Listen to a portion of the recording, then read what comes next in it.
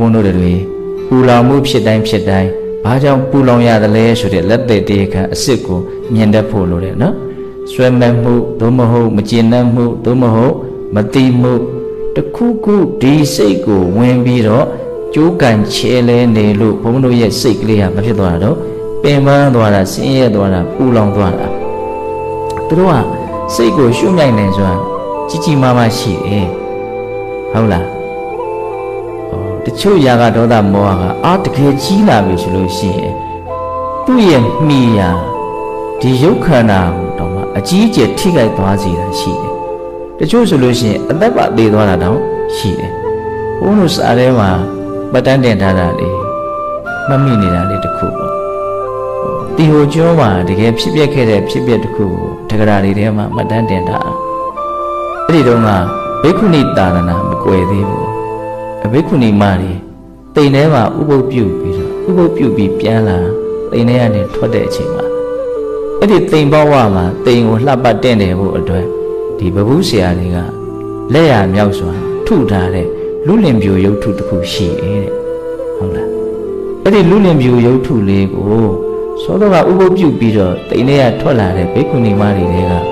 တပားသောဘိက္ခုနီမတွေကအဲ့ဒီလူလင်ပြူရုပ်လေးကိုကြည့်နေသူ့စိတ်ထဲမှာအလွန်မှဒီဟာပေါ်မှာသဘောကျတယ်ဟုတ်လားအဲ့ဒါဒီတိုင်းမတည့်ရက်ပြီးတော့ကြည့်နေအဲ့ဘေးကဘိက္ခုနီမတွေကဟာဒီဘိက္ခုနီမမလှုပ်ဘူးနော်ငြိမ်းနေတယ်ဘလို့ဖြစ်နေလဲမသိဘူးဆိုတော့တွန်းကြည့်လိုက်တဲ့အခါကျတော့အသက်မရှိတော့ဘူးတဲ့မတည့်ရက်ကြည့်ရင်နဲ့ပေးနေတယ်အော်စရာကောင်းနော်ဒါပါမီးလောင်တဲ့ခေါ်နော်ယာကမီးလောင်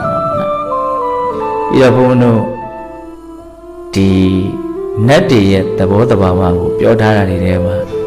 နတ်တွေရဲ့ဒီရုပ်ခန္ဓာဖွဲ့စည်းထားတဲ့အနေအထားလေးကအလွန်မှနူးညံ့နေသိမ်မွေ့တယ်ဟုတ်လားသူတို့စားတဲ့အစာအာဟာရနတ်သုဒ္ဓါဆိုတာကအလွန်မှလည်းပဲသူကဘယ်လိုပြောလို့အစီဩဇာနဲ့ပြည့်စုံတယ်အဲ့တော့သူတို့ကအပျော်ပါလွန်ပြီးတော့ဒီစားရတော့ရမယ့်ကိစ္စမေ့နေတာမျိုးတွေရှိတယ်အဲ့ဒါမေ့နေလို့ရှိရင်အဲ့ဒါသေရော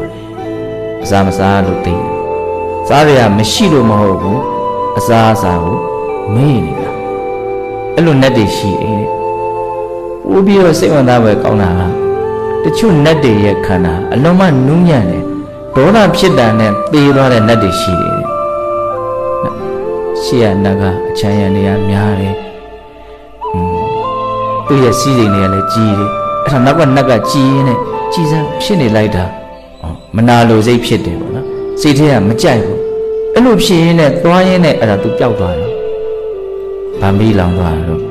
ဒေါသမီးလောင်သွားမနောပရောတိကနတ်အဲ့လိုစားထဲမှာမှတ်တမ်းတင်ထားတာလေးတွေ့ရတယ်ဟုတ်လားအဲ့တော့ပြောရင်တာကဒကာဓမ္မတို့ဘုန်းဘုန်းတို့ရဲ့စိတ်တွေပူလောင်လာတယ်ပင်ပန်းလာတယ်ဆင်းရဲလာတယ်ဆိုတာအကြောင်းမဲ့ပူလောင်ပင်ပန်းဆင်းရဲတာမဟုတ်ဘူး